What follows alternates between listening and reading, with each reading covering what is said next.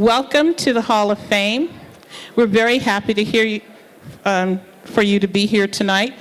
We do have a special guest and we are accommodating his schedule. So I'd appreciate it if you could all have your seats. Thank you so much. We have our city attorney, Mike Fuhrer, who's here tonight. He has supported us in terms of certificates and welcome letters and his special time here with us this evening. And his schedule, as you know, this is the voting season, so his schedule is very tight. And on top of that, he's going to tell us something about one of the honorees. So I'd really appreciate it if you could join me in welcoming our Los Angeles City Attorney, Mike Fuhrer. Thank you so much. Thank you so much. It is both wonderful to be here tonight and extremely important for us to be together tonight. I am here at this moment because one of my favorite attorneys and people in the world is being inducted into the Hall of Fame. Carmen Hawkins.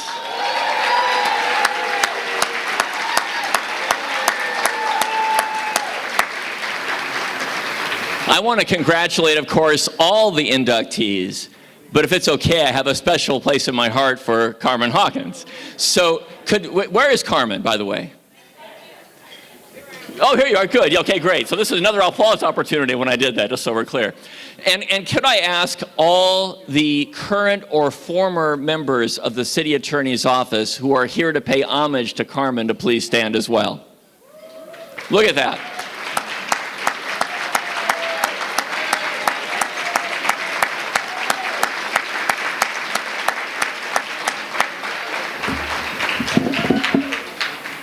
You know, Carmen and I kid around a lot, but Carmen, can I say very seriously, what a level of respect you have earned. Respect, affection, love from all these folks, not just members of Langston and all Langston supporters, but to have this many colleagues here is a real testament to you, and you should be very proud. Yes, absolutely. I'm going to say a few words about Carmen in a second, but I would like to just take a moment to say something about the last 10 days or so. You know, it's, I think, incredibly important for all of us to say that we will not let those who hate, the white supremacists, the neo-Nazis, the racists, the anti-Semites, the homophobes, the misogynists, they will not define who we are as people or as a nation. This is not their time. This is our time.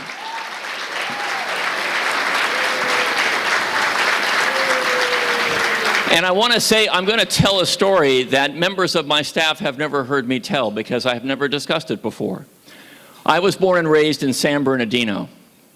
My youngest brother was attending high school when the Ku Klux Klan sought to hold an event at his high school. And my youngest brother, Steve, had the guts as an editor of the school newspaper to write an editorial saying that a public school should never allow the Ku Klux Klan within an inch of its property. And the next day, a cross was burned on our family's front yard. This is not their time. This is our time.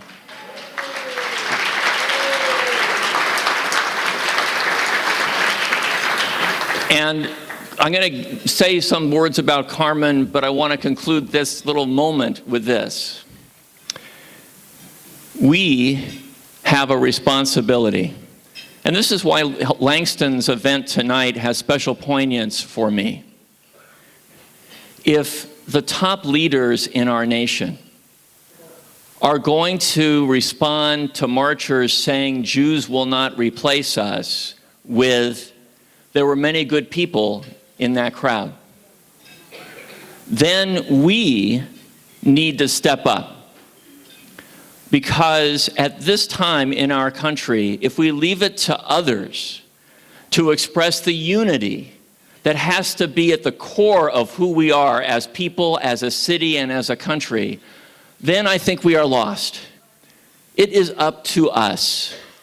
And that's why I'm so proud to be standing here with Langston tonight. You know, Langston, through your work, pro bono clinics, know your rights seminars, and in particular, scholarships and mentorships to students who are helping to determine what they're going to do with their lives, and your inspiration to them about what law can be. It is so special and so needed. And it's in that context that everyone here is honoring not only all the inductees, but our friend Carmen tonight. Because Carmen has been an example of the best of what the bar can be. 30 years in our city attorney's office in so many different roles. You know, now Carmen leads, how about that?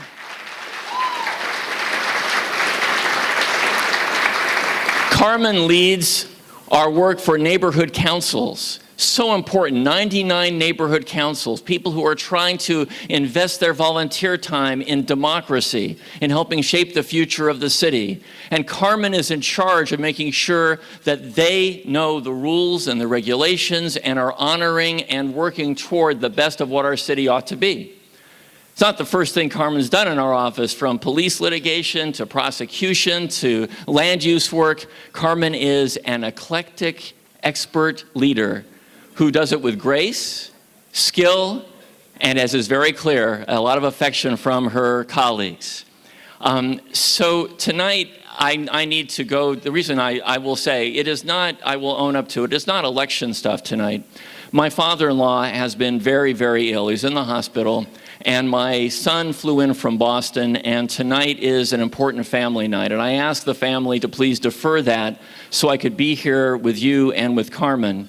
I thank you so much for allowing me the opportunity to be at this moment in the program.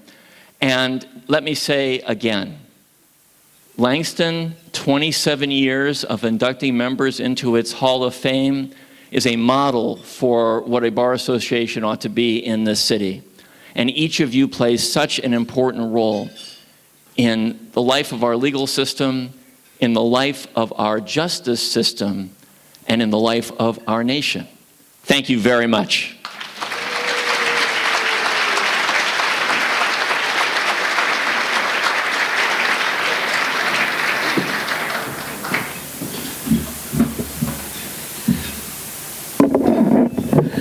Well, everyone, now that we've had a welcome by the Honorable Mike Fuhrer, it's time for me to welcome you.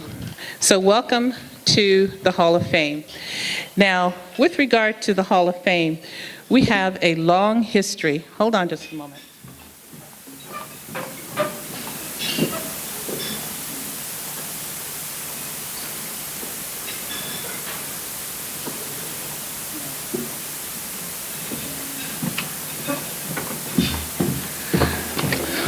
We have a long history of having the Hall of Fame.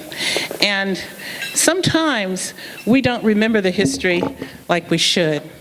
There are two people in particular, speaking of history of the Hall of Fame, that I want to give a special shout out to. And that would be the founders, the founding people whose idea this was. That's Shirley Henderson and Judge Marion Johnson. If you two could please stand, I'd greatly appreciate it. Judge Johnson. Okay. Now, it takes a lot to get this, to have these programs. It takes a lot of work on behalf of a lot of people because we have special people that we're honoring. And tonight, I do want to thank, first of all, aside from our founding people, is our sponsors. Without our sponsors, these events couldn't happen. And speaking of sponsors, our sponsors tonight are Supervisor Mark Ridley Thomas. He's our silver sponsor. And our bronze sponsor is Clyde and Company. And our patron sponsor is Attorneys in Motion. And so we hope that you will support our sponsors as much as they have supported us. Now, we also have our Hall of Fame committee, which has done a wonderful job this year. And I have to give a special shout out to some of our Hall of Fame committee members. And now, when you work on the Hall of Fame, you get to do a whole bunch of work, and you get to pay for your own ticket, and if you have a guest, you get to pay for their ticket on top of that. And so, in addition to that, we have a particular member who, on top of all of that, got an ad in addition to all that. And so I'd like Wilma Pender to please raise her hand. Special shout out. And also, we have a person who, in addition to doing all the work, in addition to paying for his own ticket, he gave a $1,000 donation. Jess Womack. I know you're in here. Where are you, Jess? Jess. Okay. Here's Jess Womack. So that's a special shout out to our now, our other Hall of Fame committee members are, and I'd like for them to stand as their names are, and hold your applause because I'm going to talk so fast you won't be able to clap anyway. Anyway, our members are Michelle Anderson, Judge Udon Farrell, Lynn Matthews, Marie Maurice, Byron McLean, Melinda Murray, Lavinia Ociel, Wilma Pender, Tiffany Rollins, Trina Lynette Saunders, Judge Webster, and Jess Womack. You guys, they didn't stand. Could you please stand? I'm trying to give you some acknowledgement. Thank you. Thank you very much.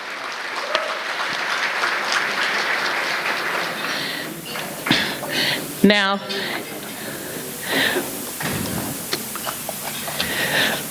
it takes a village to make this happen. Really, it does. And we have some special guests who are here. Robert Brown. Anyway, this year he was very instrumental in getting the Hall of Fame and our success this year. In addition, we have other people. I left the newspaper. Oh, no, I didn't. Hey. Now we have to give much love. Metropolitan News has Langston's in the Metropolitan News. And so I'd like for the owners of Metropolitan News, Joanne and Roger Grace, to please stand.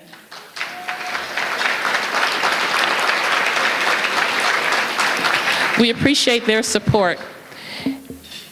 Other people that were instrumental were, now we have 2, 4, 6, 8, 10, 12, 14, 16, 18, 20, 24, 26, 27 alumni of this law school are Hall of Fame inductees. So 27 of our Hall of Fame inductees came from this law school, and Dean Prager is here to take a bow.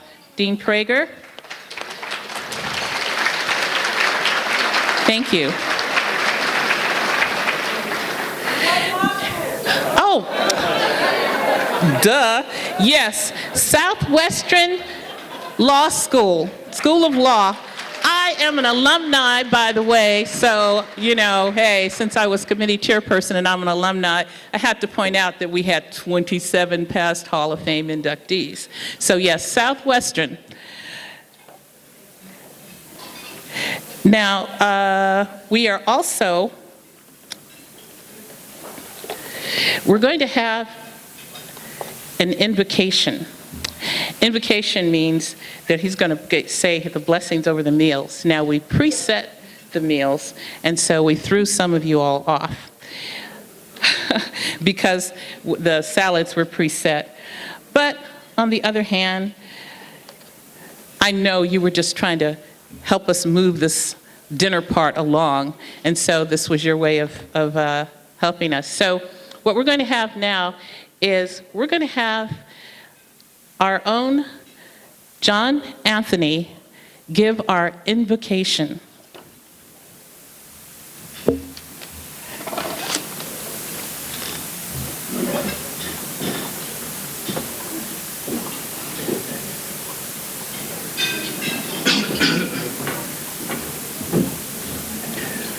Shall we pray?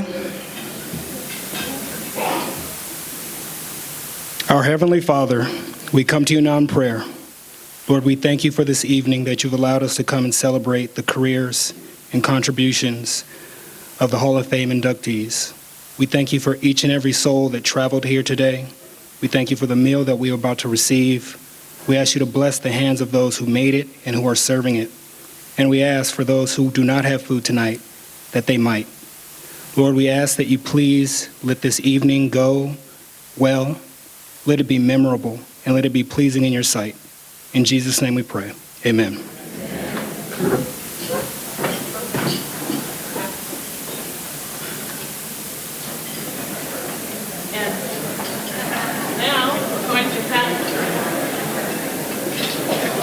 Now we're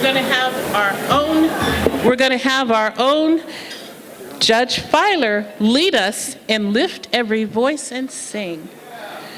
And so we're asking him to come forward and lead us in that selection, and he will tell us which verses he's going to sing, and he'll also tell us what page number it's on. He'll take over from here. Good evening, everyone. Normally when we sing this song, and there's a tradition here at the Langston Bar Association, we usually try and make it just through one verse. However, given the things that have happened for the past couple of years, we got to sing more than one verse. So we're going to sing verses 1 and 3 on page 14. Please stand if you're able. I'm going to lead us along. It's in the key of C for those of you who are musically inclined. Please stand if you're able. Page 14, verses 1 and 3. Lift every voice and sing till earth and heaven ring. Ring with the harmonies of liberty. Let our rejoicing rise high as the listening skies. Let it resound loud as the rolling sea. Sing a song full of the faith that the dark past has taught us. Sing a song full of the hope that the present has brought us. Facing the rising sun of our new day begun, let us march on till victory is won. God of our weary years, God of our silent tears, Thou who hast brought us thus far on the way, Thou who hast by Thy might led us into the light, keep us forever in the path we pray. Lest our feet stray from the places, our God, where we met Thee. Lest our hearts, drunk with the wine of the world, we forget Thee. shadowed beneath thy hand, may we forever stand true to our God, true to our native land. All right, great job, great job. Now, I talked about the Hall of Fame committee, and Marie Maurice was listed as a Hall of Fame committee member, and that's because she has done such a tremendous job. Now, Marie Maurice is an exceptional, well, before I get to Marie, Robert Brown, where are you?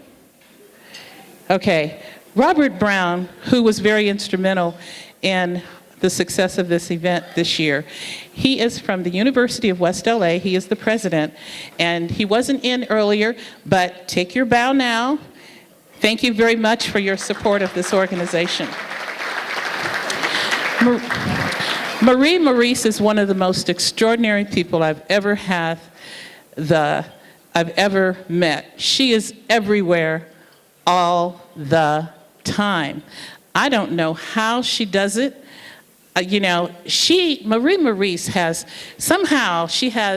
48 to 72 hours in each of her days. The rest of us mere mortals have only 24, but not Marie. She is everywhere all the time. She's extraordinary. We've been so blessed to have her as our leader this year, and she is going to do the official welcome to the Hall of Fame. And without further ado, our fabulous, incredibly, I don't know where she gets her energy. Anyway, our president, Marie Maurice.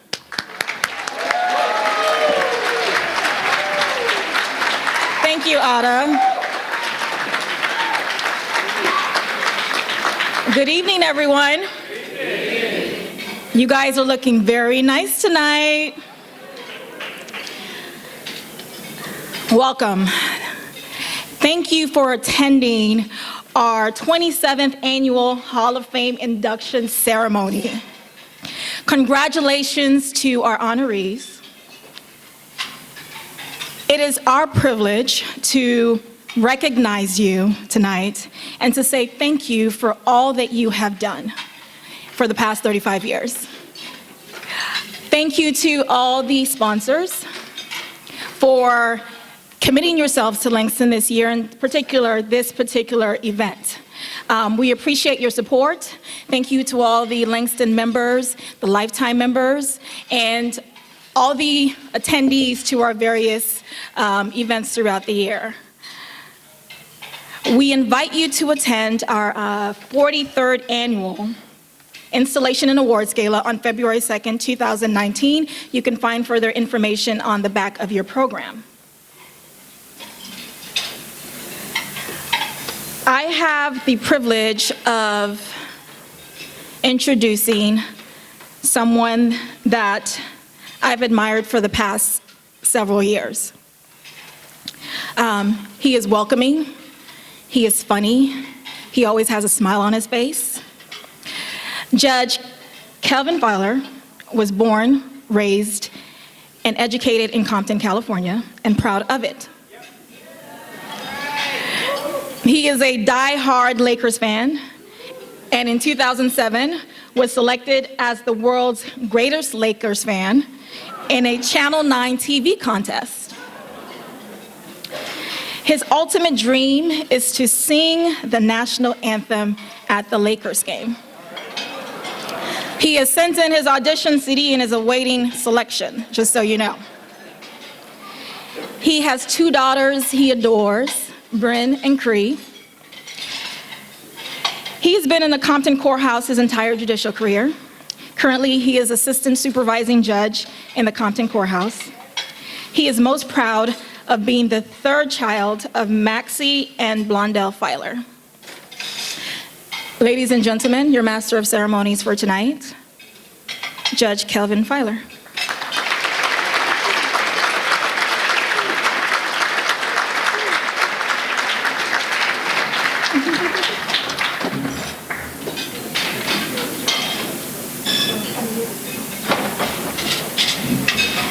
Thank you very much, and it is definitely my honor to have been asked to serve as the Master of Ceremonies for this evening's program, and I'm going to do my very, very best to see that we follow the program as it is printed in the booklet, and see that we can move things along as they're supposed to be. And it's my understanding that we are about to have dinner. But before dinner is served, again, I just want to follow up on all the acknowledgments that were made in terms of the celebrities and the politicians who have graced us with ads and letters of congratulations, so forth, in the booklet. Please make sure you take the time to read those because they're well deserved. Now, there were some people who couldn't make it, and they sent letters in and things, but the letter did not get here in time to be printed in the booklet. So I do have a card from one person, and he's a pretty prominent person, so I think it's only fair that I go ahead and read that because I think the honorees will be touched by it. So we just received this today, and we didn't get in time to put it in the bulletin. And I'm going to read it verbatim. Yo, Langston Bar Association. Thank you for all of your support and advice. Sorry I could not make it tonight to be your keynote speaker and to also be there to make sure that none of the honorees are interrupted in their acceptance speeches. I'm busy hanging out with my new homie in D.C. Holler, Kanye West. So Kanye couldn't be here, but he sent a card of congratulations to everyone. Dinner is served. So we do want to move along with the program as best we can, and we are going to follow the program as it is printed in your bulletin.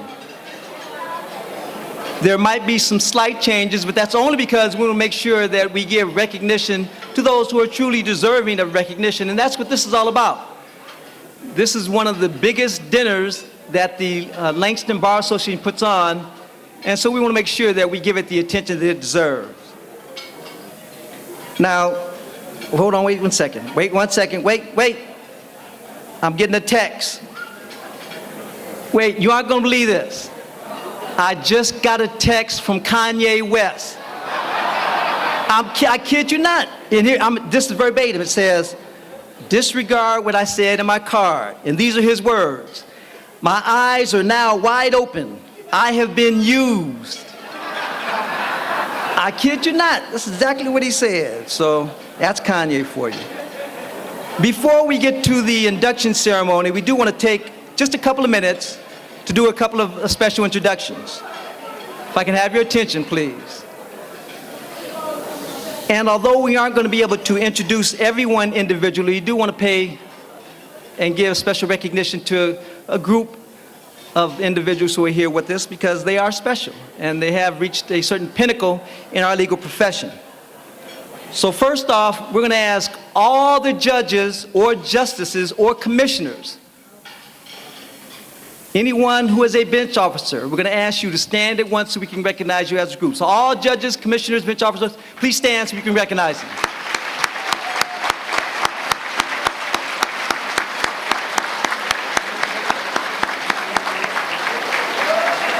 Now, and we do want to call out a couple who were just recently appointed, and we want to acknowledge them for sure, and that's Brenda Penny and Craig Barnes. They're here. Stand up, Brenda and Craig.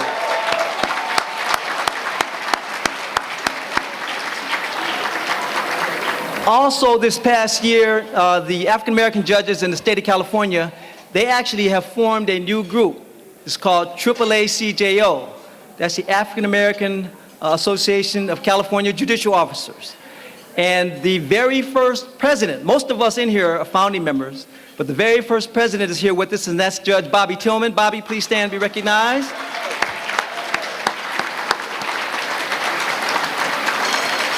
And this is a history-making dinner for a variety of reasons. But one of the reasons is, in Los Angeles County, for the next 4 years, the presiding judge will be an African American. And so this is history making. And so I'm so proud to indicate that we have with us the newly elected assistant presiding judge, Eric Taylor. Judge Eric Taylor, where's Eric? There he is, over there. And we also have with us, and I'm going to have to ask you to stand on this one, because for the first time at a Langston Bar Association, I believe I am introducing an African-American presiding judge of Los Angeles Superior Court, and that's Judge Kevin Brazil. Kevin.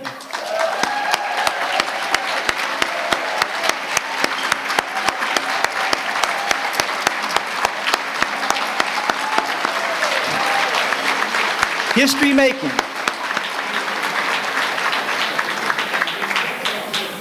Also, we do want to recognize those past members who have been elected into the Hall of Fame, and we know that they're here, so I am going to read those names, and if they could stand when the name is read, but hold your applause until after I've read off the complete list.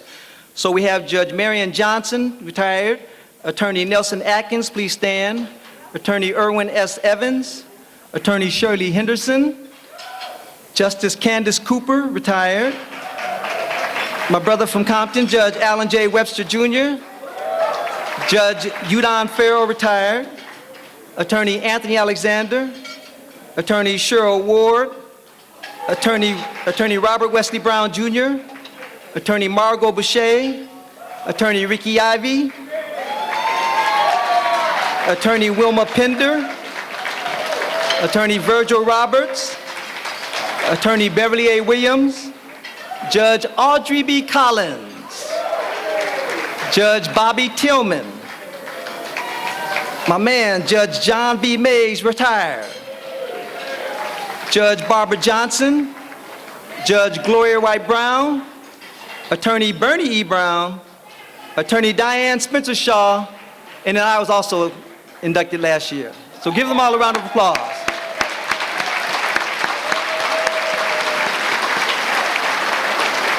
And you know, we oftentimes, unfortunately, lose members during the course of the year. And so what we want to do is, if there are any members who have passed on, but their family members are here, we'd ask you to stand just so we can recognize you as well. So any of our Hall of Fame members who may have passed on or are deceased, please stand so we can recognize you as well. And then I don't know how I could have missed this brother, since we went to law school together. And I know a lot of the secrets, but he is a great lawyer, a great lawyer. And those who know him well call him Doug, but you know him as Carl Douglas. And Carl, please stand. Hall of Fame inductee.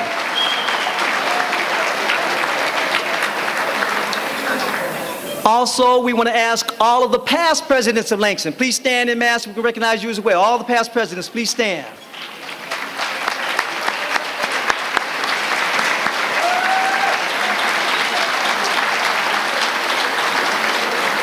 And if you are a lifetime member of Langston, please stand to recognize you as well. All the lifetime members, please stand. All right. Now you can be seated. And this is important. This is important because we want to recognize those individuals who are contributing not only to Langston, but are contributing to the legal community here in Southern California. So we are ready to begin with our presentation of this year's honorees. Now, I have been given very, very strict rules in terms of making sure that people stay to these time limits. I mean, they've emailed me every day for the last 30 days saying, please make sure they stick to the rules. So I'm going to try and put some things in place to encourage them to stay. And I'll tell you, the presenters, you have 2 minutes to make your presentations. The honorees, you have 3 minutes to give your acceptance comments. So that's 5 minutes total. So now if the presentee goes only for a minute, that gives the honoree an additional minute. So 5 minutes total. We want to stick to that time limit. Now, after the honoree comes and give their comments, then they will get the award from the president. We're going to ask you to take a picture with the president right after you receive your award and after you've made your comments. So now, again, I need to try and do something to encourage you to stay within those time limits because they really, really getting on me about this. So first off, let me remind everyone that everybody's bio is printed in the program. So we really don't need, everybody can read it, it's there. So I suggest try to avoid just reading the bio because it's in the program and everybody's already read it or they can read it. Also, I did a little research on this. And as a judge, I am hereby ordering all the presenters and all the honorees to stay within those time limits. That is a order. California Rule of Court, Rule 2.30B. Check this out, this is the law. It gives me the authority that I can sanction any person for failure to comply with a court order, and that includes monetary sanctions. So keep that in mind if you go beyond that time limit. Now also, in an effort to maybe help you stay within the time limits, I have brought what I refer to as cosmic slop. Now you Funkadelic and Parliament fans, you'll know what cosmic slop is. And this is a timer, and it's a 5-minute timer. So when the sand gets to the bottom, that means your time's up. That'll be there right in front of you as a reminder. So that's, again, just to keep you going. And then finally, we just don't want to use a stick. I also want to use a carrot to try and entice you to stay within that time limit. For every honoree who stays within their time limit, and I've checked with my judges and the commissioners at the Compton Courthouse, and they have authorized me to say that we will make you an honorary member of the Compton Court. And therefore, you will be entitled to get a straight out of the Compton Courthouse t-shirt.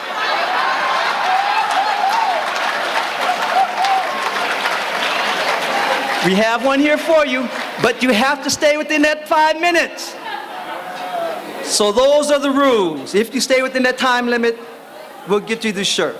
So let's begin, and our first presenter is one of our dear friends and one of our former judges who still stays active with the legal community, and that's the Honorable Udon Farrell, and he's going to present Ernestine Forrest, Esquire. Don, where's Don?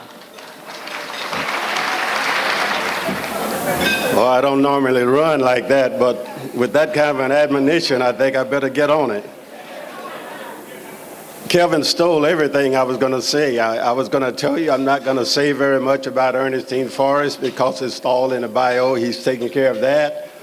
I don't know what is left to say other than to say that Ernestine has been involved in the practice of law. I don't want to say exactly, but she certainly met the requirements of 35 years sworn to the bar, and she's been in longer than that, so it's been a while. The one thing that I will say about Ernestine is that she is a proven, I won't say a bar sport supporter, but in gleaming through all of the materials that I've received from Ernestine, she loves the law. And the one thing that will run through everything that you'll see about Ernestine is that she wants to do what she can to improve the administration of law throughout the state of California and even the nation, because she's also been involved quite a bit in the American Bar Association.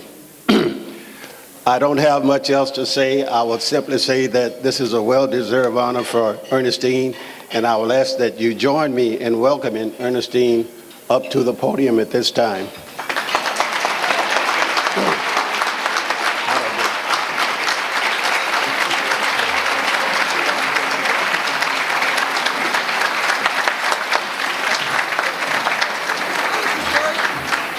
Do I start over, Kevin? Okay, I'm the first guinea pig here. I'm sort of glad to be the first one because you're going to hear a lot of thank yous tonight, I think, from most of us. And I want to thank a lot of people, particularly I want to thank Beverly McQuarrie Smith, who's over there. She is the former president of the National Bar Association. And Beverly came to support me in this effort, and I really appreciate it. She was recently elected to the NBA Hall of Honor. And also, although she's not here, Arnett Hubbard, who's supported me a lot, she was the first woman president of the National Bar Association, and she's provided a lot of guidance and support to me. I have my Berkeley lawyer friends, my Colorado lawyer friends, my New York lawyer friends. I really thank all of them for their support. There's so many words of support you get once it's announced you're getting this award, and I really appreciate it. And I want to acknowledge Alan Webster. because during the years I've been a member of the Langston Bar and a member of the legal community in Los Angeles, he has been a figure who has sort of set the standard for us and moved us forward and made us feel like we were a family. And I'd like some applause for him because he's done a lot.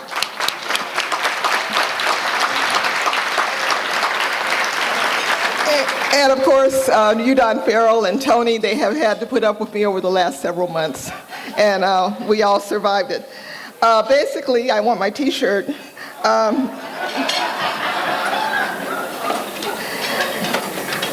time that I have been in the bar has been an opportunity to pursue causes, to pursue things that I believe in, and I appreciate the support I've gotten from friends and the ability to do that in tandem with the support I've gotten from the Langston Bar. Thank you so very much. Get my shirt. Thank you, dear. Thank you, Ernestine, and thank you, Don. All right, and to present our next honoree is one of the great lawyers and litigators in all of Southern California, and that's Brother Alvin Pittman. Come on, Alvin.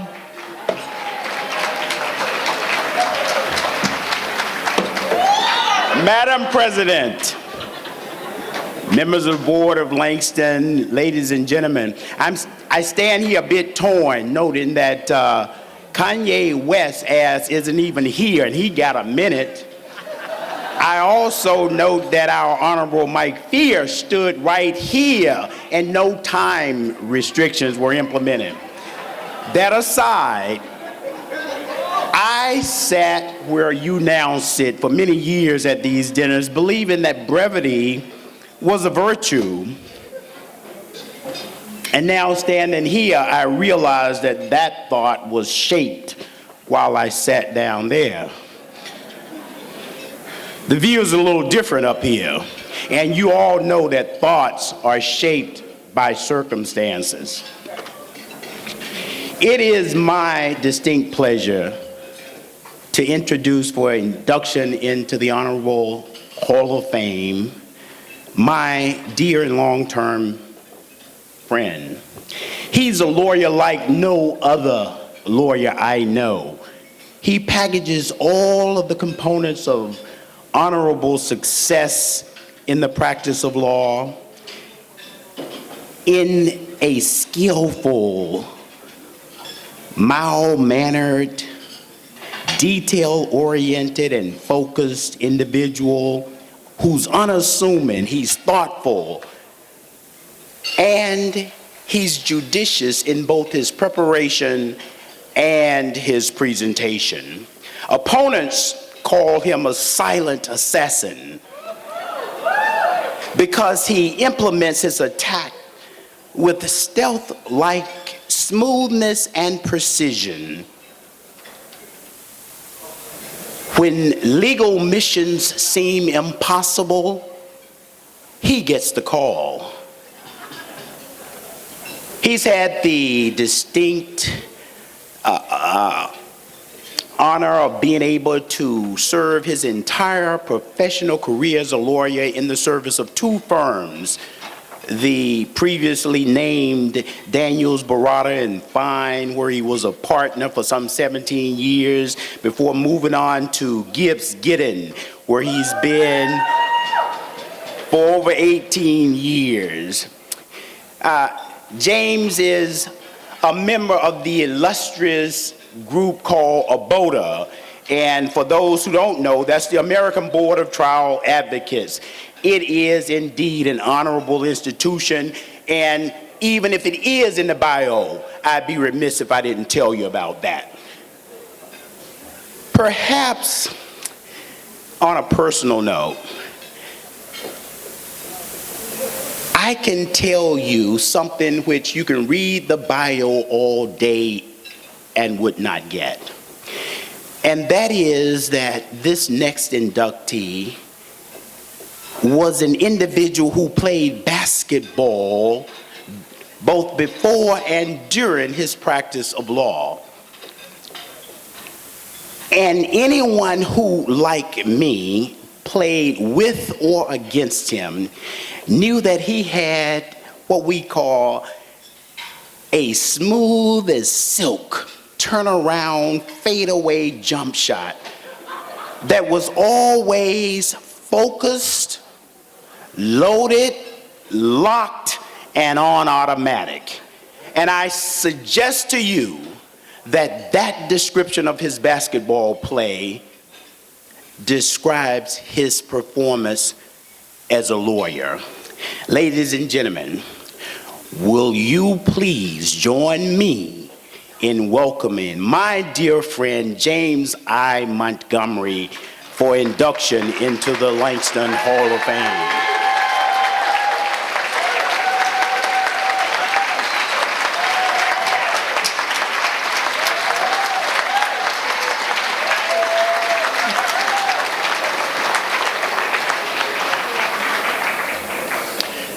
Now you know why he is one of the best trial lawyers in the country. Makes everybody look good. Alvin, I just want you to know that I respect you very much and I cherish our friendship. Thank you. And I really appreciate you not charging me your usual retainer. To President Maurice, Hall of Fame Committee Chair Otta Sands, and the Hall of Fame Committee, I am deeply humbled and truly honored to be selected for induction in the Hall of Fame. I'm here because I've stood on the shoulders of many, many people, and I wish I had the time to tell you all the folks that helped me along the way. But at the risk of being sanctioned by Judge Filer, I'm gonna try to keep it pretty short. As a kid growing up in the west end of Louisville, Kentucky, I had a very strong family base. I had my grandparents, my parents, my 4 siblings, aunts, uncles, all of these people pushing me along, helping me, teaching me, getting to me where I am today. One person I must mention is my father, who passed away last year. He was my role model. He was the person who gave me the advice and guided me along the way. He taught me that as a strong black man, whatever goal I set, I can reach without limitation. He taught me how to work hard, how to take care of your family. More importantly, he taught me how to be kind and to be uplifting and help other people. And those are traits that I believe have been instilled in me and I still like to set as a goal. Now, I've been blessed with a very wonderful family. I have my 4 children. 2 are here today, Jairus and James, who flew in from Florida. I have my 2 daughters who could not be here, Gwendolyn and Jennifer, and I know they're here in spirit. I must mention a very, very special person in my life, and that's my wife, Charnette.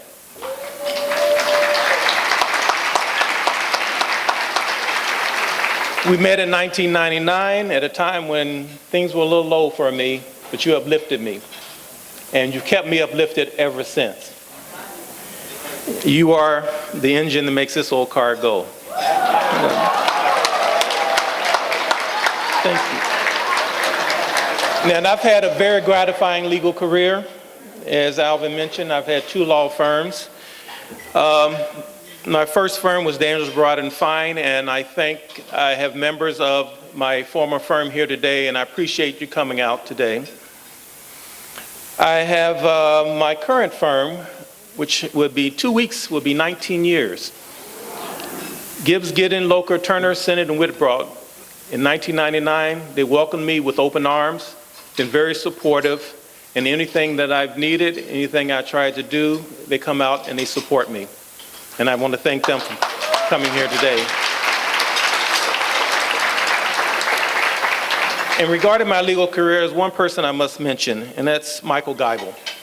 Michael Geibel has been with me for 34 of those 36 years at both the firms.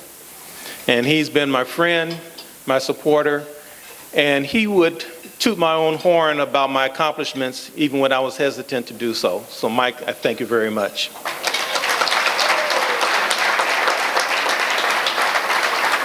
In closing, when I was the Langston president in 1996, my theme was knowledge is power, pass it on. And I still believe that's the case now, and it's very important that as we as attorneys gain our knowledge, our opportunities, our experience, it's important that we be the shoulders for those that are falling behind us, the young lawyers, and I still have my shoulders steadfast, ready to help all those in need. So I thank Langston Bar Association for this great honor, and I appreciate it. Thank you.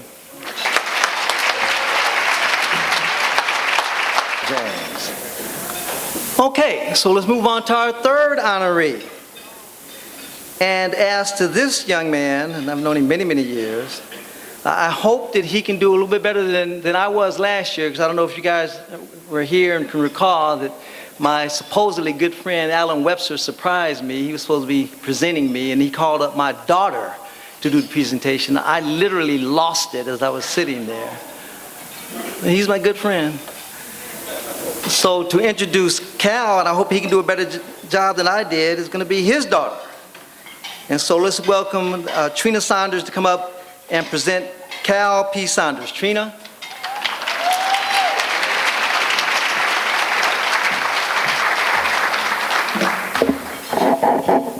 Good evening, Langston family. I have the distinct honor and pleasure of introducing the next inductee, my dad, Cal Saunders. And since I'm well aware of the time limits, I'm going to refer to my notes, as I promised Judge Filer I would. As a member of this legal community, we all know that there are distinct challenges that face us on a daily. And even greater obstacles and barriers face those attorneys that came before me. And it's never been lost upon me that I stand on the shoulders of giants. Well, one of those giants happens to be my dad. My dad is a giant in this profession. His many professional accomplishments are worthy of recognition. Being an attorney in the Federal Communications Commission in the early 70s, starting his own practice here in Los Angeles, working in the city attorney's office in Compton, where he grew up, and ending his career as the city attorney of Inglewood are all things that are worthy of recognition. But more importantly, my dad has always known what it means to give back, to reach his hand back, to pull somebody else along, and to propel them. And that's what I admire most, and that's the one thing that I'm glad to be able to speak about today as I stand here. It's something that he does all the time, and it's something he does when everybody's looking and when nobody's looking. When I was a child, my dad was a big brother in the Big Brothers Organization of America. I had no idea what that was. And I'm like, who's this strange kid he's bringing into our house? It's not my brother. I didn't know how important it was for young black men to have role models to look up to, but my dad did, and he did something about it. I've watched him support Langston Bar Association in my almost 20 years in this profession, and even before that. He spent many hours talking to, encouraging, and helping people, whether they were his peers, students, mentees. He always goes above and beyond. A couple of years ago, I asked him to volunteer for Black women lawyers as a mentor at Dorsey High School. He went there. He was supposed to be there a couple of days to help the mock trial team. He came back. He said, hey, they need a lot of help. There's not volunteers that can come every day. Next thing I knew, he was the self-made coach of the team, and he was there at every practice.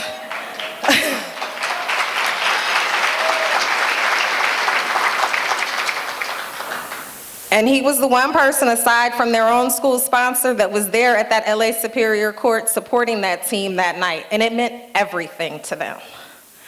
So today, it's my pleasure and my honor as a member of this legal community, as a member of Langston Bar Association, and as a daughter, to introduce my dad, Cal Saunders.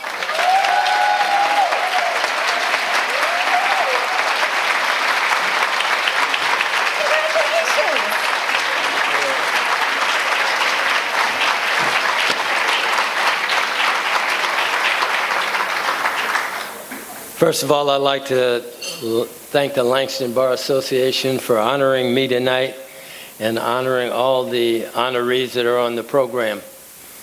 This Bar Association has really meant a lot to me. In 1993, I left my job in Washington, D.C. with no job in sight in Los Angeles.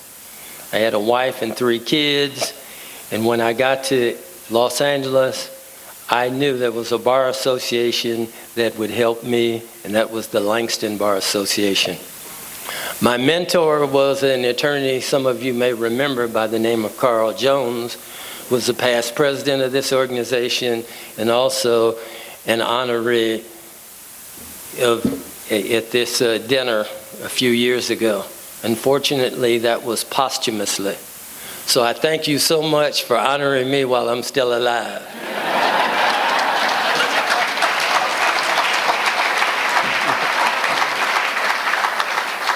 I'd like to thank all my family and friends who are here tonight and thank all the attorneys who have worked with me over the years.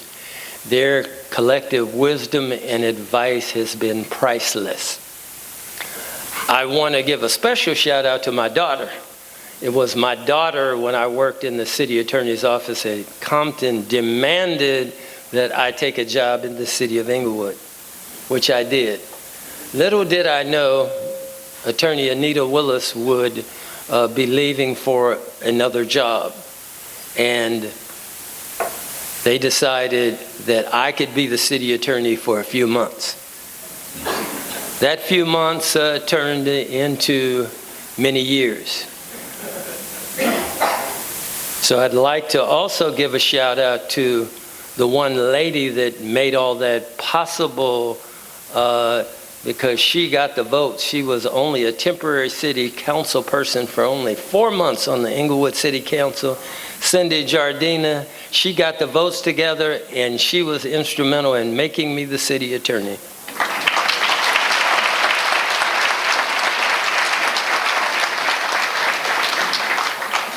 While I was a student at Bourbon Day High School in Watts,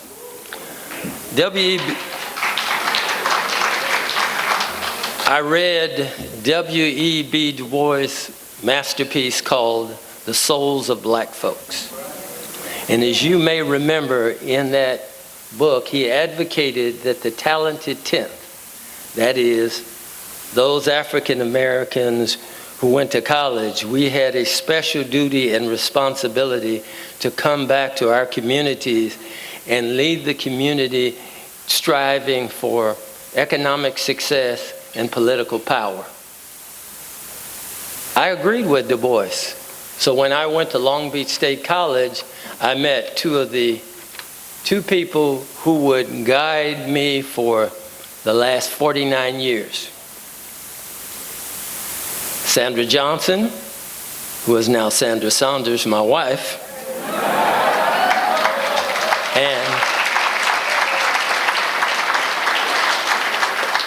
and Charles Evans, my best friend. While in college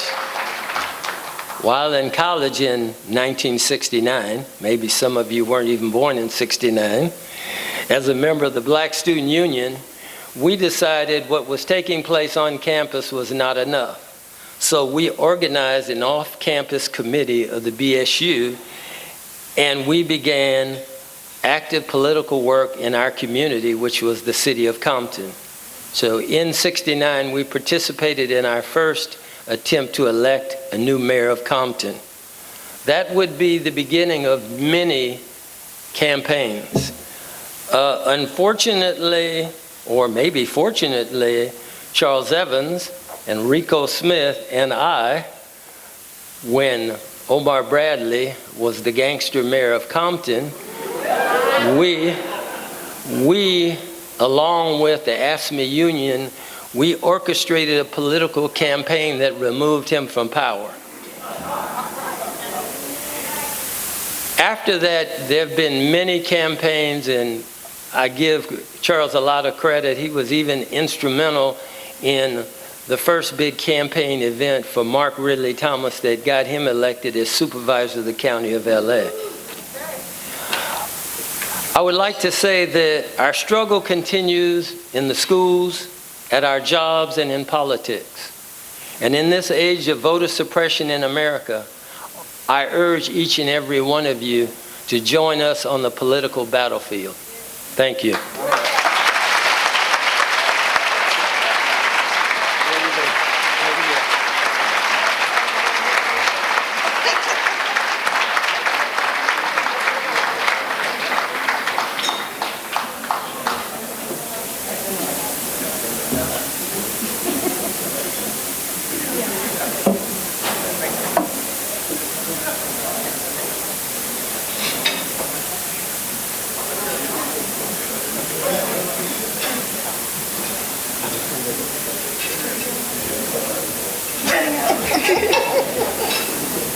He barely got a t-shirt, but, you know, he's from Compton. He's my brother from Compton. And so, no, that's pretty good. The first three, they've gotten t-shirts. I'm a little concerned about these next two. In fact, we're going to switch the order a little bit, just to try and see if we can entice them to kind of stay within the limits, but we'll see. So the next presenter is going to be a colleague of mine who is exceptionally talented in everything. I mean, this guy is a great judge. He's a great basketball player. He's a wonderful chef. He plays the tuba. He can sing. He's a great father. He's a great husband. The only thing he needs to do is he really needs to get a little bit more involved as an alumnus. He needs to get a little bit more involved with his school as an alumnus. He doesn't do too much for them at all. And of course, and you know I'm talking about Rupert Birdsong, and he's also going to have Kristen Wyatt as our presenter. So Rupert and Kristen, come on up.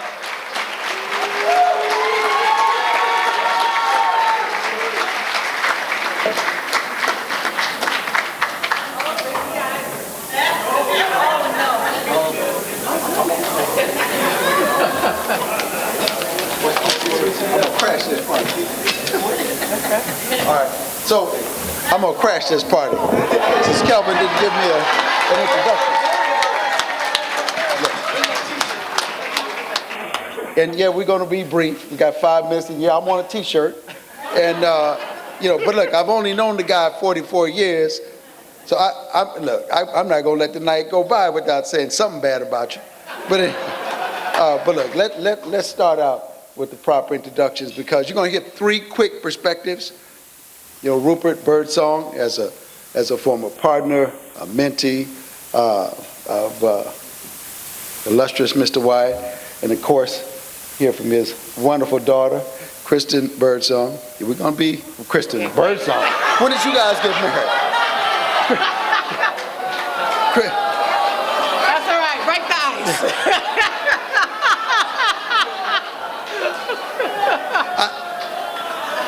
Somewhere way back in the recesses, I don't know how that came out, but should have started with Kristen first. This is Kristen Wyatt. I do know who she is. She's my goddaughter. All right, and then you'll hear from me. All right, and that was just a faux pas. It wasn't a joke. All right, for all of those who are on the inside, you know what I'm talking about. So we're just gonna look. You know what we're gonna do? We're gonna keep it rolling and keep it pushing, right? All right. So anyway. Now, we're going to be first with, I think I'll start with you, Rupert. I owe you that now, okay? I'm going to introduce you first, and then we'll go to Kristen, and then I'm going to close it out. And if you got 4 minutes now, because I just used one of them with all this stuff, all right?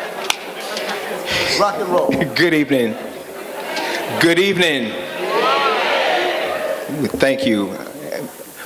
As you know, you're supposed to respect the mic, even if you don't respect the person behind the mic. So the mic now has your attention. It is my privilege to just give a few remarks about a very outstanding and exceptional attorney, my homeboy, Keith Wyatt. So when I came to the firm to interview, not knowing anybody or anything, I'd interviewed with Ricky and interviewed with Bob, and so to finish out the interview process, I had to meet with Mr. Wyatt, and immediately I fell in love with the firm more so because this brother was from the South, as I am. And so we had an immediate connection. I just remember that interview, and I just got so inspired, like this will be an awesome place to work. And in fact, it was Keith who called me and said, young man, we'd like to make you an offer and invite you to our firm. And so I kept that message for many, many years. And actually, I still have it somewhere tucked away. So Keith and I have had a special relationship outside of the legal profession. We have a love for Madden football. For those of you who play video games, we would play Madden football. And similar to James, Keith was a heck of a ball player. He had a jump shot, and I don't know about James, but our firm won several championships under Keith's leadership. So, you know, I'm just saying, we had a good run. We had a real good run. But that aside, Keith has a very keen intellectual mind. When I was an associate, and even after I became a partner, and I thought I'd want to run something by him, I'd have one question. But before I would leave the room, there would be 20 questions that I had never considered after speaking with Keith. And I think every associate who has come through Ivy McGinley Wyatt would tell you the same thing. He is able to see so much. The ultimate chess master, you know, thinking 5, 6, 7 steps ahead. And that is what made Keith just an outstanding attorney.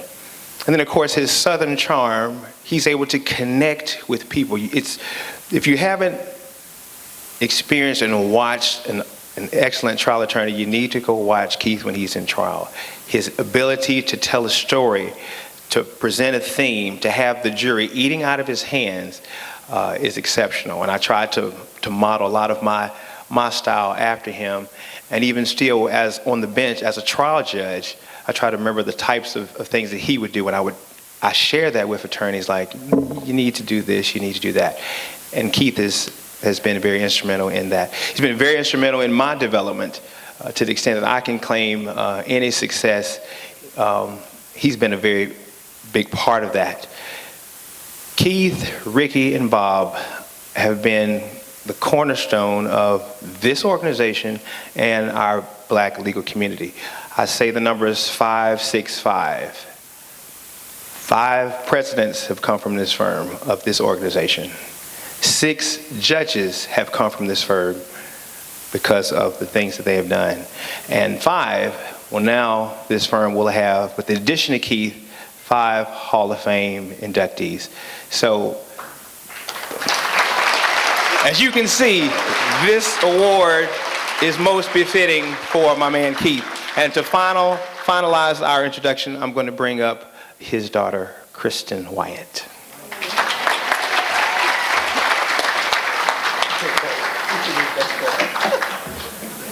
Well, they kind of messed up the order of what we planned earlier, so that throws me off a bit, but I'll try to act like that doesn't matter. This moment invokes some nostalgic memories for me. It reminds me of probably one of those conversations that almost every kid who is fortunate enough to have a dad in their life probably had out on the playground. My dad makes $1 billion gazillion, and my dad is a fireman, or my dad is a police officer. And I remember during that first type of conversation, I didn't know what my dad did, so I probably said something like, my daddy wears a suit. But I wanted to be better prepared the next time it came up, so as he was driving me to school the next day, I said, Daddy, what do you do? And he said, honey, I'm an attorney. And as a kindergartner, I had no idea what that meant, so that just frustrated me. And he tried his best to explain it to me, but I don't think I got it. But flashing forward a few years, I did come to understand what an attorney was, and also came to understand that my dad is an entrepreneur of sorts, working for Ivy McGinley Wyatt. And I came to respect both of those titles very much. And working with him as a paralegal, I came to respect him even more because I learned that he's a gracious, patient, and generous mentor. I saw him mentor me and mentor others. And I also got to learn that he's something that I had kind of assumed all my life, but I got to confirm it, which is that he's a phenomenal attorney. He is in the courtroom, he's respectful, he's agile, he's funny. And he's able to take convolution and unconvolute it by turning drama into logic. And that's what he does best. And that's why he's able to win cases that nobody but the jury thought he should win.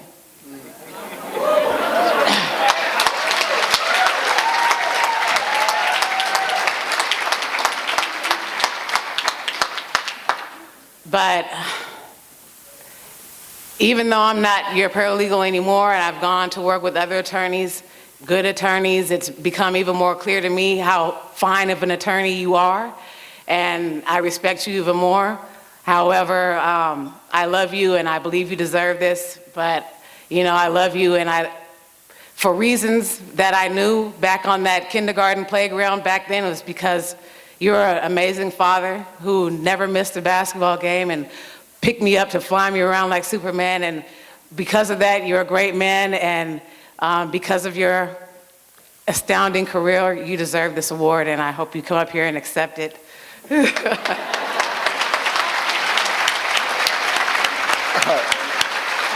I'm going to close this out really quickly, because something tells me we're not going to get a t-shirt, because that thing is already run out of sand. All right? But anyway, maybe I could talk my way into it. That's what we do. We talk a lot. But let me just say this. I have known Keith for 44 years. We met in law school at UCLA, and kind of guy that, I met him, and, right from the start, I knew I liked him. And so we got through law school, of course, with the help of the phenomenal Audrey Collins, Justice Collins, and of course, the Supreme Court Justice Janice Rogers, and the phenomenal Jacqueline Odell Greer. They were in our study group together. And of course, they brought me and Keith along. More Keith than me, but you know how that works. But really, so we bonded, became roommates, and we talked about practicing law together. Well, for 36 years, we've done that.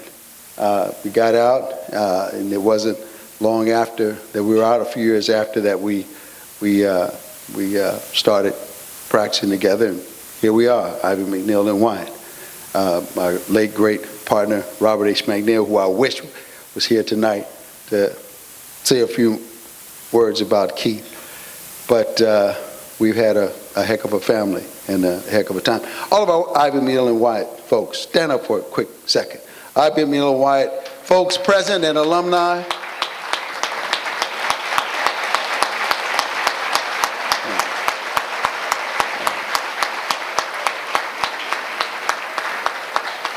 Thank you all very much. Let me just close with this. In all this time that I've known Keith, we've never had an emotional argument.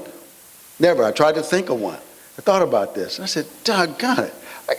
It's just never a day that I can think where I was ever angry with Keith. Doesn't mean we didn't have conversations, serious debates and arguments, all grounded about some logic, some issue.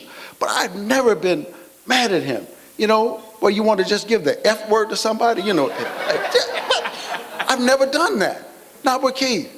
And I thought about that tonight, and I thought, dang, Keith, maybe you'll help me. Maybe you've been mad at me like that. I don't know. But I've never been mad at him. And I thought, too, all the years I've known him, there's never a commitment that he made that he didn't keep. I tried to think about that. When did he not do something? All the time that I've known him, when did he ever disappoint me? He hasn't. It's a hell of a guy. And so let me just tell you, and as good as a person as he's been, he's also been that way in the courtroom. He's been that good of a lawyer. To watch him, his analysis, his cross-examination, his perspective, to be in the courtroom with him, to try a case with him, it's been a thing of beauty. Now, I've always felt inadequate with him. But, Keith, he's going to pull you up. Go get him, and inspire you. And so working with him, being with him, helping, with this practice all these years. It's been my pleasure, and it's my pleasure to present him to you tonight.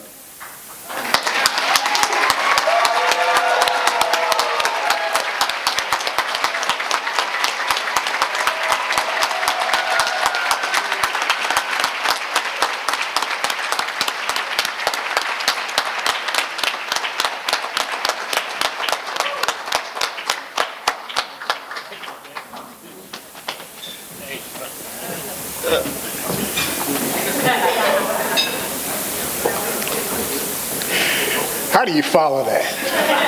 I mean, really. My daughter, she almost made me cry. Rupert, who is my homeboy, and of course he's from, we're both from Tennessee. He's from the big city in Tennessee, Nashville. And I'm from a little bitty place that's probably best known for the lizard on the Geico commercial.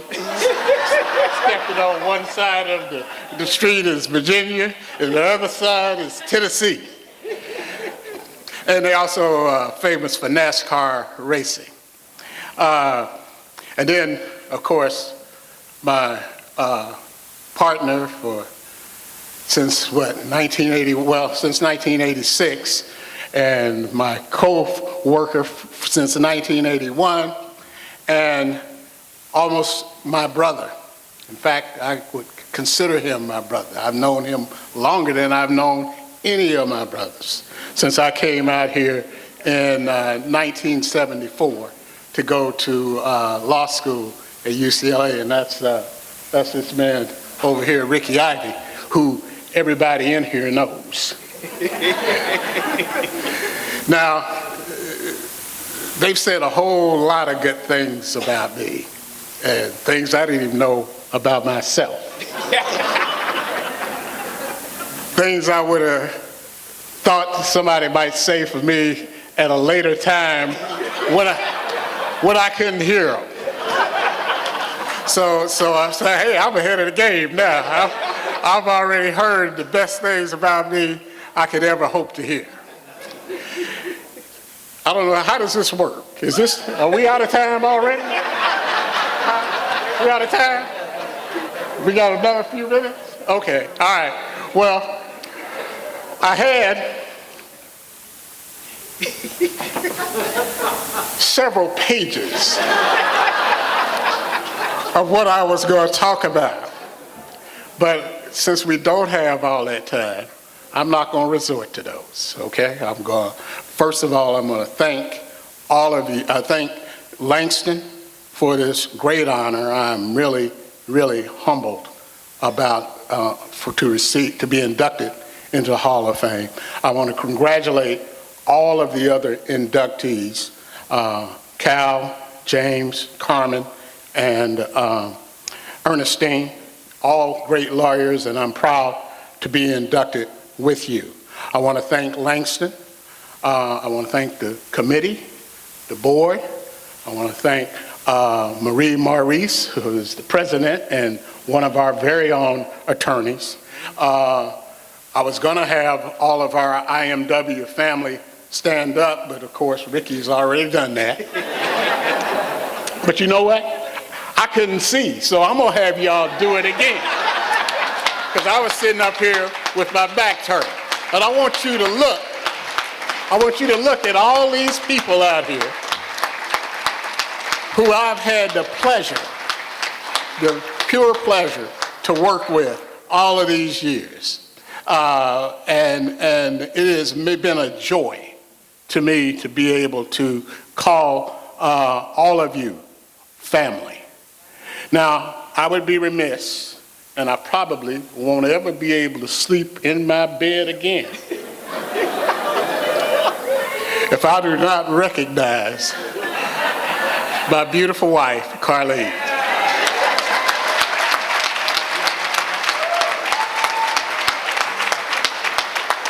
But I don't recognize her just for that. I think I probably could talk my way back into getting back in.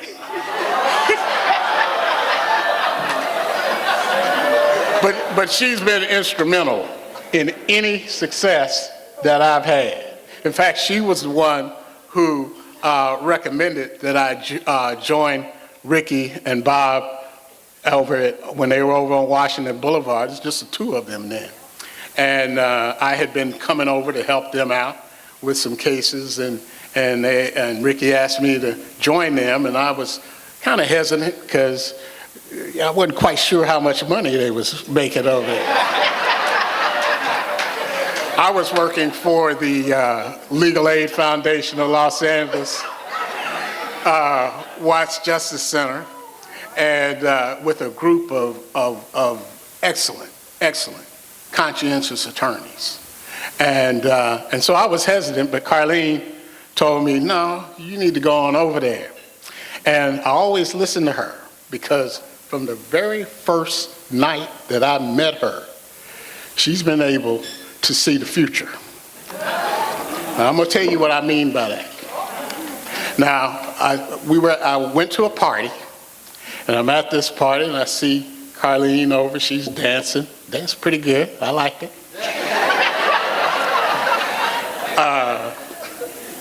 And I had some thoughts that kind of reminded me of some of the words, to paraphrase that noted philosopher Christopher Wallace, better known as Notorious B.I.G., Biggie Smalls, that I see a lady tonight that should be having my babies. Baby.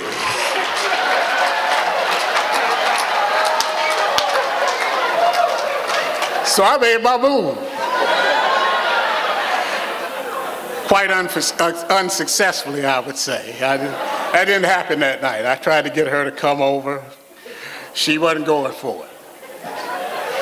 But I kept talking to her throughout the evening. I walked her to her car. And when we got to the car, I asked her for a number. She said, well, I don't have a pen, I don't have a paper. I've heard those lines before. I know what that means. Sorry, Charlie, you know. So, but then she reached into her purse and pulled out a checkbook. I said, okay. And she tore something out of there and was handing it to me, but it wasn't a check. It was a deposit slip. Had her name, address, phone number on it. And I'll have you know, I still deposit money into that same checking account today.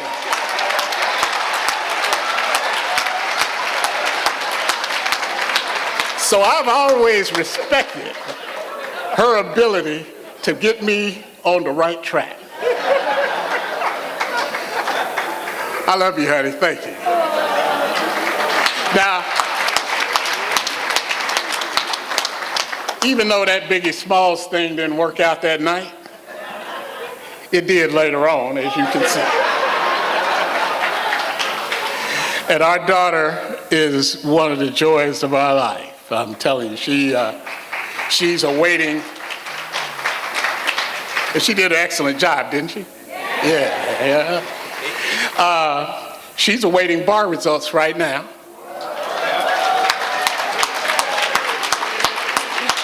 Should be getting them next week about this time, I think. So I'm not going to jinx her, so I ain't going to say much more about it, but we're pulling for her, and we hope that she will join us as attorneys. Carlene's an attorney also. And I like to think that I inspired both of them to have careers in the law.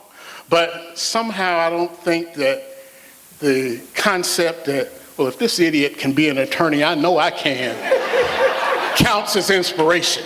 I don't know. What do y'all think? I don't know. In any event, my time is way past gone. We wasn't going to get a T-shirt anyway, so hey, I might as well.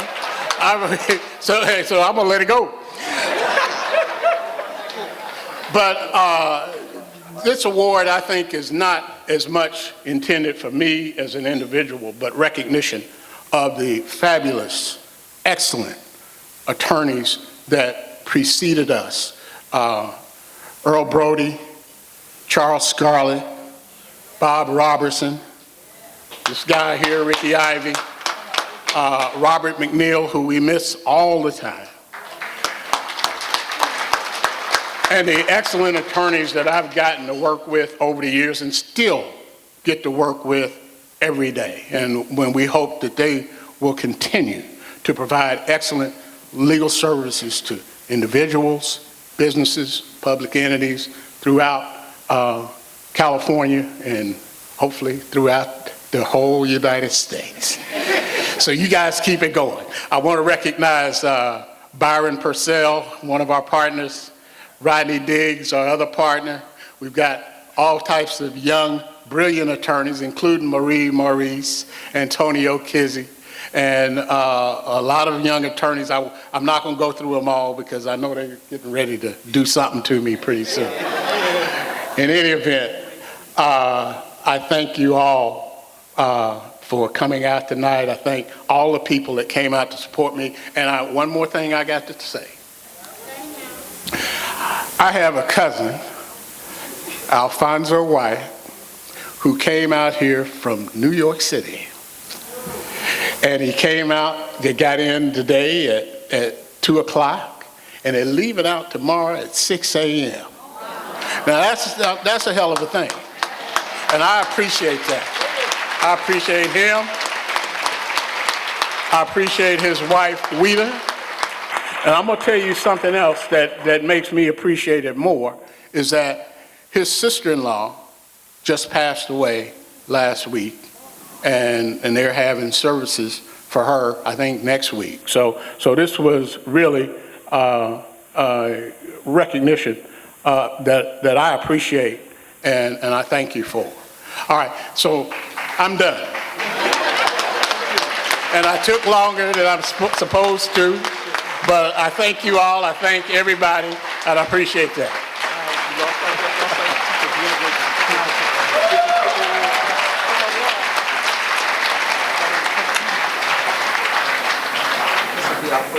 All right, so now to present our final inductee, we're going to bring up Kerman's better half, Capri Maddox, Executive Director of LA Unified School District and a great friend of the legal community in all of Southern California. Come on up.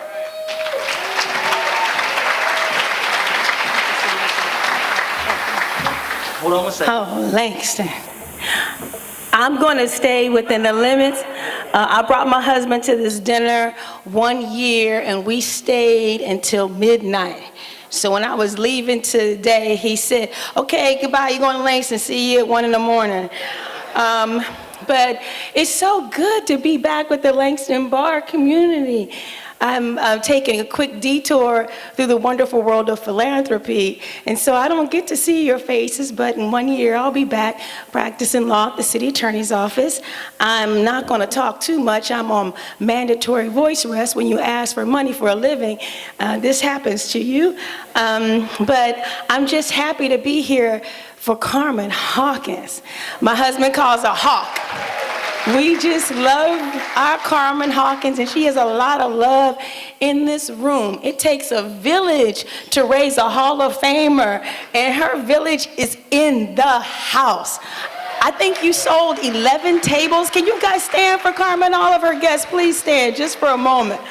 I see city attorneys. I see retired city attorneys. I see folks from church. I'm very, very grateful for this turnout for our Carmen. And she's done something for all of us, and she knows what's going on in all of our lives. I don't know how she does what she does. But when I'm gonna talk about how I got to know Carmen through my time at the city attorney's office. And she kind of just almost rubbed me, because she was always like, you gotta do this. You know, you young attorneys have to do this. You better do this, you know. And she was giving advice. It took me a moment to realize that people poured into her life, and all she was doing is trying to give back. So for the young people in the office, listen to her, because she knows what she's doing. And I wanted say about her background, and Mr. Fuhrer, the elected city attorney, spoke about it earlier today. But Carmen has done so much with her career, and now she's a managing deputy city attorney, but she has done so much for the community, and that is what Carmen is known for, whether it's First AME Church, where there's mentoring folks. I mean, she has a story from Compton to Georgetown Law School to being a managing city attorney, single mother of 2 boys, and I like to call them BMWs, black men working, they're college educated, great careers, and even better manners. And they're, one of her sons, I'll just say this, I was in New York with my husband, and she said, go see my son, go see my son. And I said, I'm not gonna. She called me and said, where are you? And 10 minutes later, her son comes up to the restaurant because his mama called and said, I have a friend in town. And she just raised 2 amazing young men. So I don't want to take too much time. I know Carmen has allowed us to stand on her shoulders for so many years, and we really appreciate all you've done, Carmen. I know you're bragging about retiring one day, but you're still going to be a public servant because you serve everywhere you go. She came over my house and to take care of me after surgery, and next thing you know, she's like, hey, that lady looks lost on your block. And I'm like, look, I have my own problem. She told my husband, because Carmen will make you do something. She told my husband, go take care of that lady, something's wrong with her. My husband walks the lady down the street, knocks on her door, and the people says, this is our elderly mother, she's been missing for 3 days. And that's Carmen, just always working, always giving back. And so you may think about retiring, but you always gonna be our public servant. And I get the right to say to you, Carmen, because you always told me, you gotta do this, you gotta do that. I had to tell her, my name is not you gotta, but Carmen, you gotta come up in here and get this award as we induct you into the Hall of Fame. 37 years in the making. Stand on our shoulders tonight, Carmen.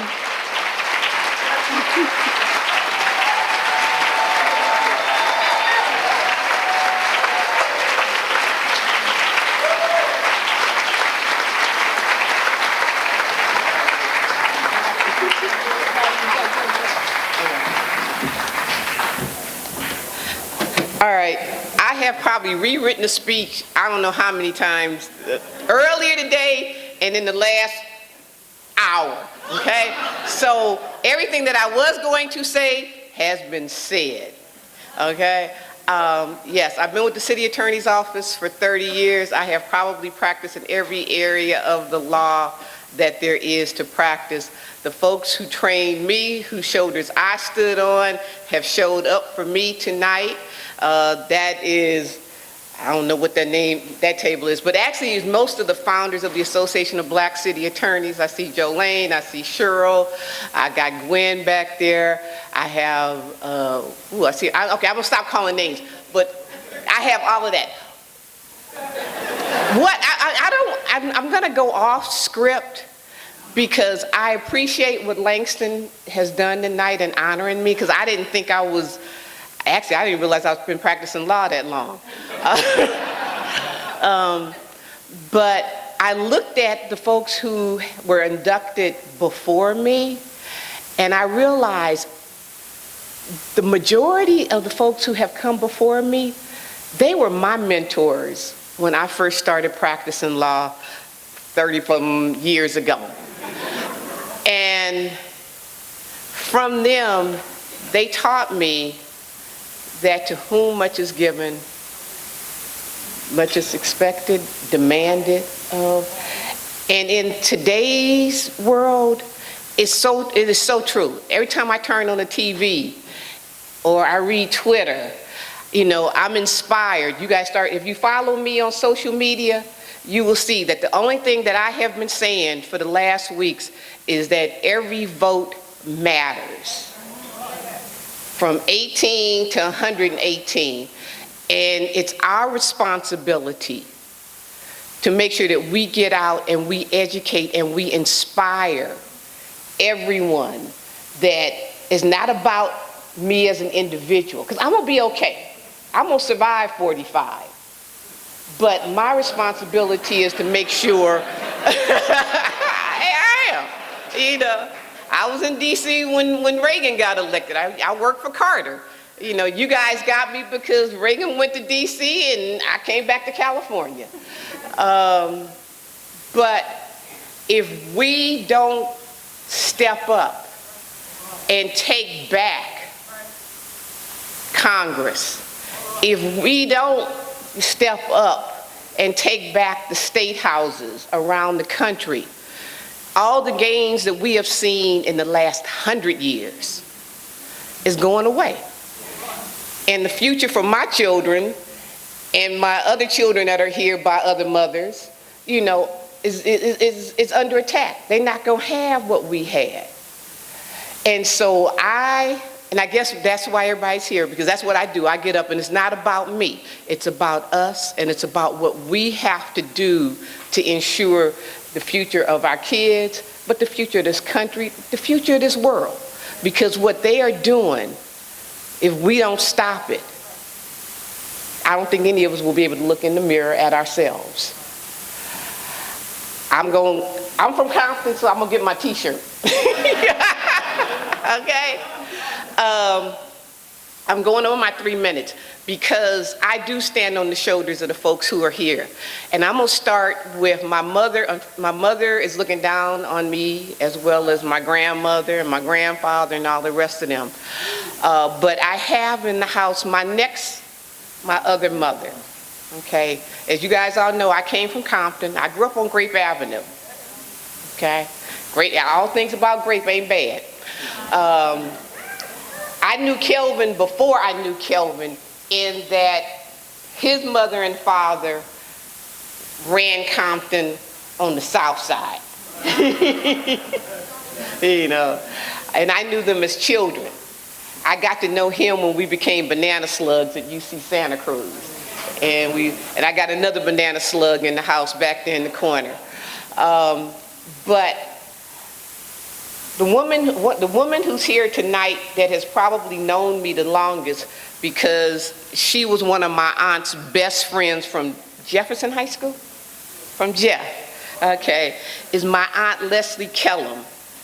Come on, I need Leslie to stand up, because these are the women that have made me, in addition to my mother, and I want to pay homage to them. I'm paying homage. Okay. My other mother, my non-birth mother, but the other woman that has been a part of my life, who asked me when I was 12 years old, what did I want to do? And when I told her I wanted to be a lawyer, she said to me, when you graduate from law school, whenever that is, wherever that is, I will be there. And so my bestie other sister from another mother is Linda Johnson, but my other mother is Mrs. Barbara Higdon Johnson, who, when I graduated from Georgetown, got on a plane and came to DC, and she was there, and she has been there for me every step of the way, okay? The patriarch of my family is my cousin Jimmy Mundy, and my cousin and his daughter Paulette Dearnsburg, who's here. So Mr. Mundy and Jimmy, he was a real estate agent, so he's been around, and he knew when our lawyers went to court to undo. I'm about to lose it. What was it? Where black people couldn't have property on the west side. Okay, so I'm losing it now, but he's been there from before then. And so he has seen the changes, and he has benefited by the work of this organization. I have, of course, you guys got my sons. I have, my Georgetown family in the house. Andrea, Mr. Johnson's back there somewhere. I have, okay, so I got Georgetown. I got my Las Vegas family in the house, because from UNLV. I have all of my city attorney family, the lawyers who I practice from civil liability, from criminal, from land use, everybody here is in the house, and it's because we came up the trenches together.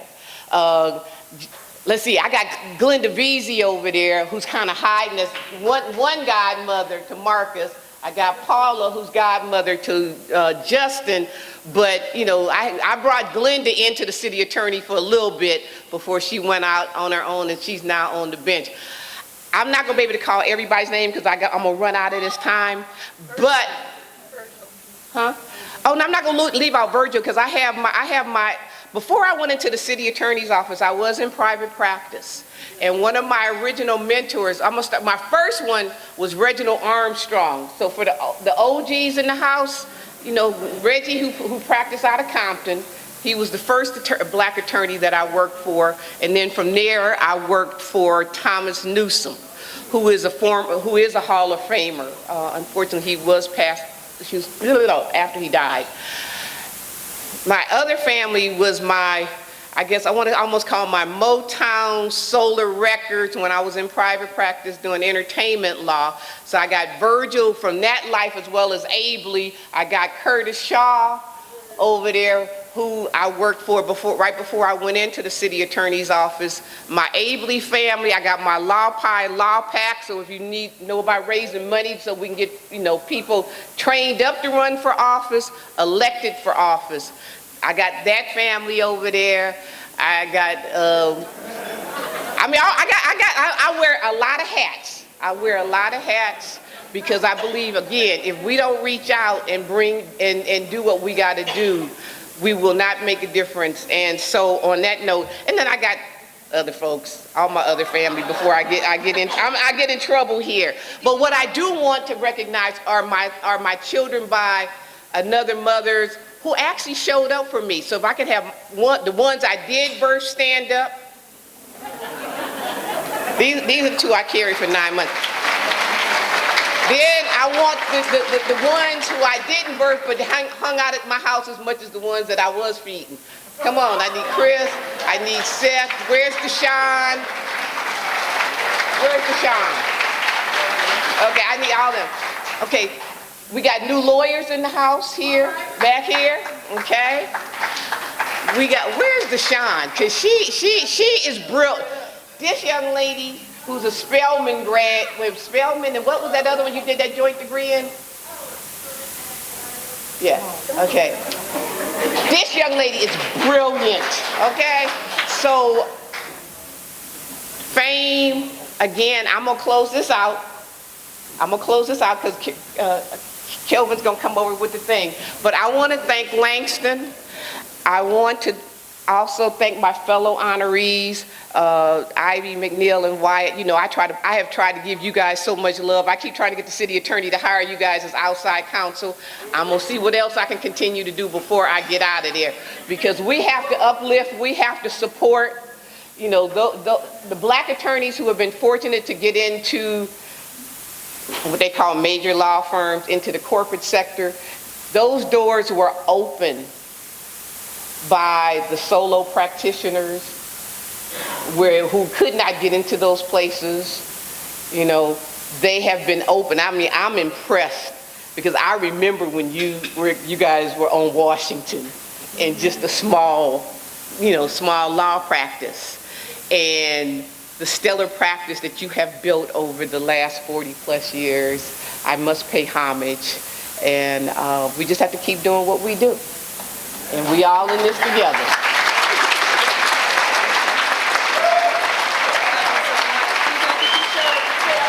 All right.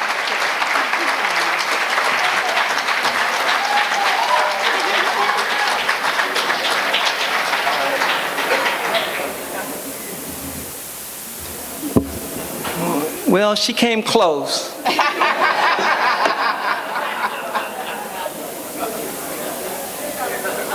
But we do make exceptions for people from Compton.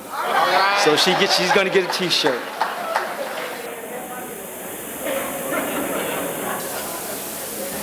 Oh, I need one with Kelvin in here. Come on, Kelvin. I need you to picture real quick. Hurry up, hurry up.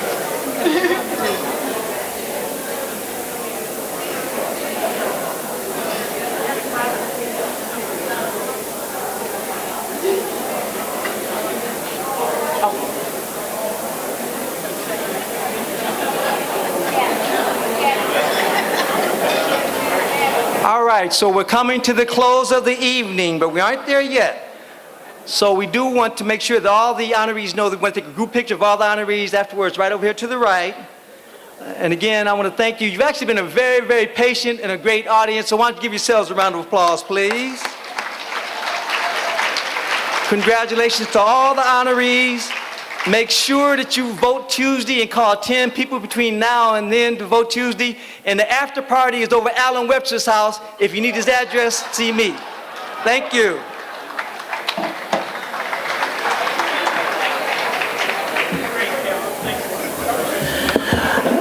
I ask that all of the honorees send someone up.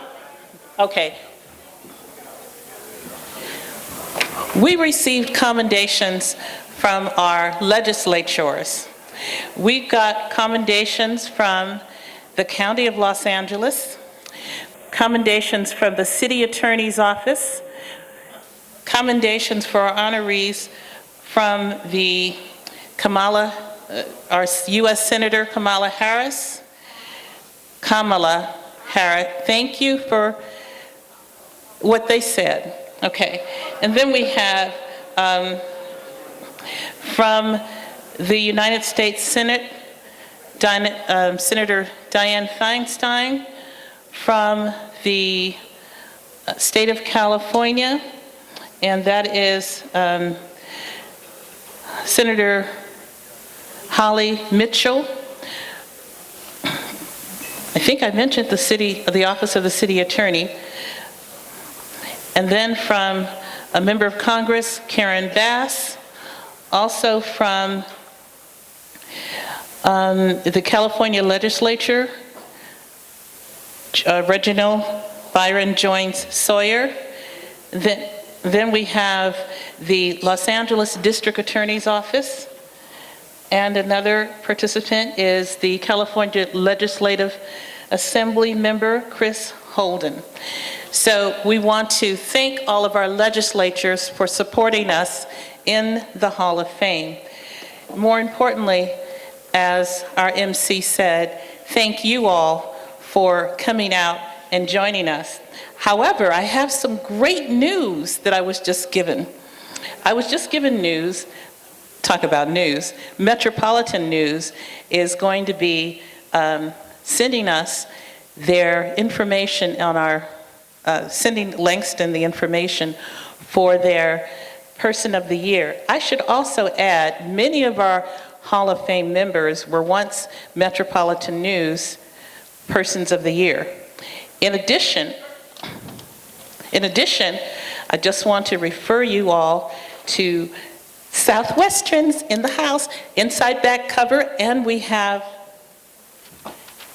I'll let our president give you a reminder of an upcoming event that we all don't want to miss. So our president is now going to give you an announcement on an upcoming event. Thank you all. All right. So before Otto walks off, we have something to give you. Byron? So we all know that this event would not have been possible without the hard work that Ms. Ada Sands put into this Hall of Fame evening. She mentioned during her remarks that it takes a village to put on this event, but it also takes a strong leader like Ada, who really kept us in line, the Hall of Fame committee. And so we just wanted to give you a small token of our appreciation and just say thank you so much for your long-term service to Langston, but for your service in particular tonight for helping us put on this Hall of Fame event. So we have for you some flowers, Ada. Oh, thank you very much. And a small token, a $100 gift certificate to your favorite restaurant. Okay. So we hope that you will enjoy this, and thank you again. Thank you.